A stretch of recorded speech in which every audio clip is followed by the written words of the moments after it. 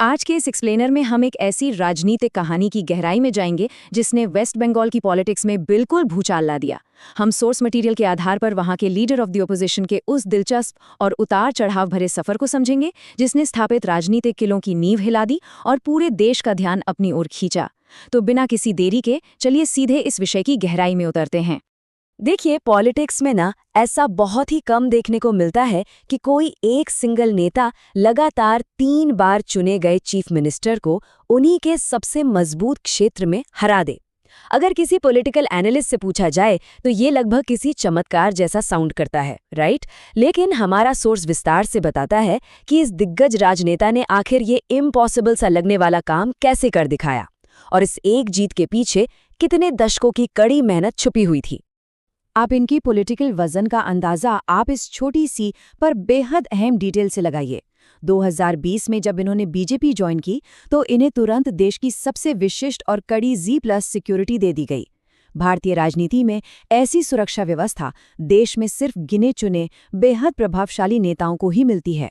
बिना किसी सरकारी बड़े पद के भी इस स्तर की VIP सिक्योरिटी मिलना सच में इनके कद और प्रभाव का एक बहुत बड़ा प्रमाण है। तो आखिर इन्होंने इतना बड़ा पॉलिटिकल उलटफेर किया कैसे? इसको समझने के लिए हमें थोड़ा पीछे जाकर इनकी जड़ों और व्यक्तिगत बलिदानों को समझना होगा। इनके सफर की शुरुआत होती है पूर्वा मिदनीपुर से। क्षेत्र के लोग इनके लिए खास शब्द का इस्तेमाल करते हैं, भूमिपुत्र यानी मिट्टी का बेटा। इनके पिता शिशिर कुमार अधिकारी खुद एक वरिष्ठ राजनेता रहे हैं और उन्हीं के प्रभाव में इन्होंने शुरुआत से ही ग्रामीण राजनीति यानी रूरल पॉलिटिक्स की बारीकियों को बहुत करीब से समझा। मिदनीपुर क्षेत्र में इनके परिवार का एक लंबा और मजबूत पॉलिटिकल हिस्ट्री रहा है और इसी चीज ने इनके जनता के साथ ग्राउंड लेवल पर जुड़ने के तरीके को पूरी तरह से आकार दिया। अब एक बड़ा इंटरेस्टिंग फैक्ट सुनिए। 55 साल की उम्र होने के बावजूद इन्होंने विवाह नहीं किया है। सोर्स हमें बताता है कि एक आम पारिवारिक जीवन बिताने की जगह इन्होंने अपना पूरा समय और ऊर्जा जन सेवा को समर्पित करने का एक ठोस फैसला लिया। और इसके पीछे की प्रेरणा कहाँ से आई? ये प्रेरणा आई इन्हीं के क्षेत्र के 3 मशहूर स्वतंत्रता सेनानियों सतीश समंता, सुशील धारा और अजय मुखर्जी से। ये तीनों फ्रीडम फाइटर्स खुद भी आजीवन अविवाहित रहे थे। आज की आधुनिक राजनीति में सच्ची निष्ठा का ये एक अद्भुत और दुर्लभ उदाहरण है। चलिए अब बात करते हैं उस मोड़ की जिसने इनके कैरियर और स्टेट की पॉलिटिक्स को हमेशा के लिए बदल कर रख दिया, नंदीग्राम आंदोलन। जमीनी राजनीति में सफलता कोई रातों रात मिलने वाली चीज तो होती नहीं है।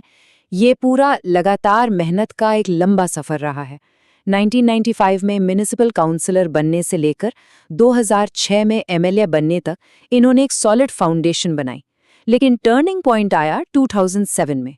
इन्होंने नंदीग्राम के भूमि अधिग्रहण विरोधी आंदोलन यानी एंटी लैंड एक्विजिशन मूवमेंट को लीड किया। यही वो मूवमेंट था जिसने उस वक्त पश्चिम बंगाल में लगभग 3 दशक पुरानी कम्युनिस्ट सरकार की नींव हिला दी थी। वैसे एक और हैरान करने वाला तथ्य ये है कि 41 साल की उम्र में इतने व्यस्त पॉलिटिकल शेड्यूल के बीचों बीच डिस्टेंस लर्निंग के जरिए इन्होंने अपना MA पूरा किया। ये अपने आप में इनके अनुशासन को बखूबी दर्शाता है। जब ये नेता TMC के साथ अपने सबसे मजबूत दौर में थे, यानी 2016 से 2020 के बीच, तब उन्होंने राज्य मंत्री के रूप में कुछ सबसे क्रूशियल पोर्टफोलियो संभाले, जैसे ट्रांसपोर्ट, इरिगेशन और वाटर रिसोर्सेज। देखिए, ग्रामीण बंगाल के लिए ये विभाग किसी लाइफलाइन से कम नहीं है। इन विभागों में काम करने का सीधा मतलब था आम जनता की रोजमर्रा की जिंदगी से जुड़ना। इंफ्रास्ट्रक्चर और जल प्रबंधन में जमीनी सुधार करके इन्होंने जनता के बीच एक ऐसी ठोस लोकप्रियता बनाई कि लोग इन्हें सिर्फ एक भीड़ जुटाने वाला नेता नहीं बल्कि एक सॉलिड, नतीजे देने वाले प्रशासक के रूप में देखने लगे। सब कुछ बेहतर चल रहा था, लेकिन फिर एक वक्त आया जब TMC से BJP तक का एक वैचारिक बदलाव या आइडियोलॉजिकल शिफ्ट देखने को मिला। एक वक्त पर मुख्यमंत्री का दाहिना हाथ माने जाने के बावजूद 2020 आते आते इस पॉलिटिकल सफर में एक नाटकीय बदलाव आया।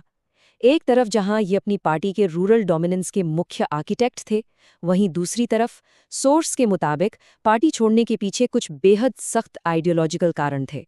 इन्होंने आरोप लगाया कि पार्टी अपनी मूल विचारधारा से भटककर वंशवाद यानी डायनेस्टी पॉलिटिक्स पर ज्यादा ध्यान देने लगी है, खासकर भतीजों को आगे बढ़ाने में और किसी एक खास समुदाय के तुष्टीकरण की तरफ बढ़ गई है।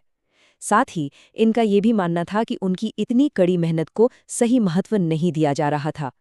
हम यहाँ तथ्यात्मक रूप से वही आरोप सामने रख रहे हैं जो सोर्स में दर्ज हैं, ताकि इस रिफ्ट की पूरी पिक्चर आपको क्लियर हो सके। और इस पूरे वैचारिक टकराव का रिजल्ट क्या निकला? रिजल्ट बड़ा ही ऐतिहासिक था। 15,000 से भी ज्यादा वोटों का मार्जिन। ये वही नंबर है जिससे सुवेंदु अधिकारी ने 2021 में नंदीग्राम की बेहद कड़ी टक्कर वाली सीट पर लगातार राज कर रही मुख्यमंत्री ममता बनर्जी को हरा दिया था। ये एक ऐसी जीत थी जिसने लिटरली पूरे देश की मीडिया को अपनी तरफ खींच लिया था। ये एक तरह से इम्पॉसिबल को पॉसिबल करने जैसा था। अब इस सफर के आखिरी हिस्से में चलते हैं और बात करते हैं इनकी संपत्ति और विरासत की। और यहाँ एक सच में चौंकाने वाली सच्चाई सामने आती है। किसी के भी जहन में ये सवाल आएगा कि एक ऐसे पॉलिटिकल टाइटन जिन्हें लोग जायंट स्लेयर तक बुलाते हैं, उनके पास तो बेहिसाब संपत्ति होगी, है ना? लेकिन आंकड़े यहाँ बिल्कुल अलग ही कहानी बयान करते हैं।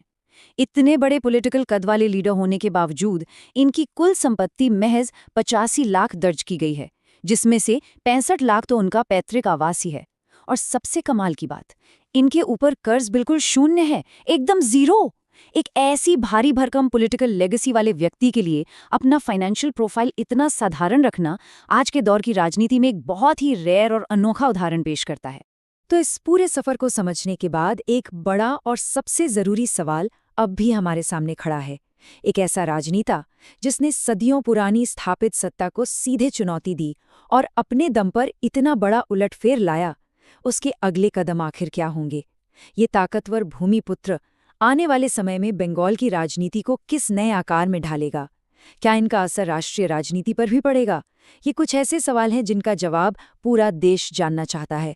और आने वाला वक्त ही बताएगा कि इस पॉलिटिकल कहानी का अगला चैप्टर कितना